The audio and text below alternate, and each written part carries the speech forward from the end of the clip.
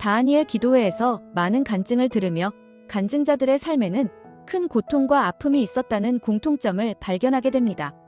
북한에서 태어나 굶주림으로 죽을 지경에 이른 사람, 전신화상을 입은 사람, 사업 부도와 가장의 죽음으로 경제적 위기를 겪은 사람, 입양의 아픔을 가진 사람, 장애를 안고 살아가는 사람.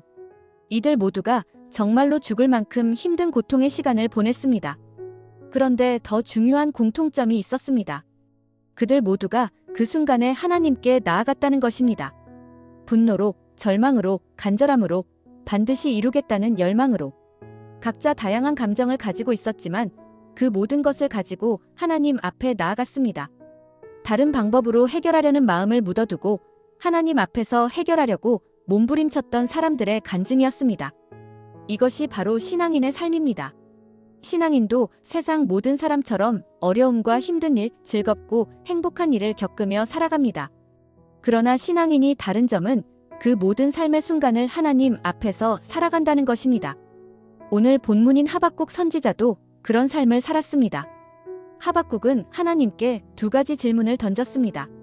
첫째, 왜 유다 땅의 악인들이 의인에게 폭력을 가하는데 하나님은 가만히 계십니까? 이에 하나님은 바벨론을 일으켜 그들을 심판하겠다고 대답하십니다. 그러자 하박국은 두 번째 질문을 합니다. 하나님이 심판을 위해 바벨론을 사용하시는 것은 알겠지만 그들이 더 악한 일을 하며 의인까지 괴롭게 하는 것이 하나님의 정의입니까? 이 질문에 대한 하나님의 대답이 오늘 본문 말씀입니다. 하나님께서는 너는 내가 정의를 세우는 것을 반드시 보게 될 것이다 라고 말씀하십니다. 갈대아 사람들은 교만하고 정직하지 못하지만 그런 상황 속에서도 의인은 그의 믿음으로 말미암아 살 것이라고 선언하십니다. 의인이 믿음으로 산다는 것은 어떤 상황에서도 하나님께 나아가 하나님이 주시는 방법으로 살아가는 것을 의미합니다.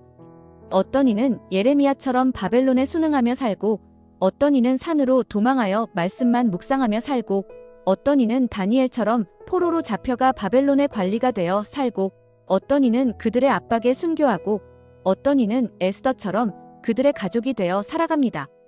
각자 다른 길이지만 모두 하나님의 뜻을 구하며 살아가는 것입니다. 의인이 살아가는 길은 자신에게 주어진 상황을 가지고 하나님께 나아가 하나님이 주시는 길로 살아가는 것입니다. 그 과정이 분노와 울부짖음과 침묵을 동반할지라도 그들은 언제나 하나님 앞에 서는 것을 선택합니다. 하박국 선지자도 역시 이 질문을 가지고 하나님께 나아갔고 그 속에서 살아갈 길을 발견한 것입니다. 우리의 부족함과 힘든 일들을 가지고 하나님 앞에 나아가 해결하는 것, 이것이 바로 믿음입니다. 때로는 자신의 생각에 해결할 방법이 없다고 지레짐작해 포기해버리기 쉽습니다. 하지만 섭섭함, 피곤함, 억울함, 이해할 수 없는 마음, 심지어 하나님이 안 믿어지는 마음까지도 모두 하나님께 가져가야 합니다. 한 25세 자매의 간증이 있습니다. 어머니의 죽음 앞에서 믿음의 뿌리가 없어 무너졌습니다. 깊은 좌절 속에서 방안을 대굴대굴 구르며 한 번도 부르짖어 보지 않았던 하나님을 불렀습니다. 하나님이 계시다면 하나님의 사랑을 보여주세요. 목 놓아 울며 부르짖었을 때 놀랍게도 주님이 찾아오셨습니다. 사랑하는 내 딸아, 내가 너를 사랑한다. 그때부터 슬픔의 눈물이 감사의 눈물로 변했다고 합니다. 이처럼 우리의 문제를 가지고 하나님께 나아가기 위해 두 가지를 권면합니다. 첫째, 교회의 자리로 나오십시오. 기도가 되지 않을지라도 교회에 나와 예배와 기도의 자리에 앉으십시오.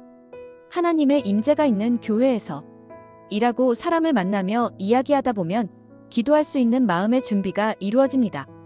교회를 멀리하면 세상의 이야기만 듣게 되고 결국 주님을 생각하지 못하게 됩니다.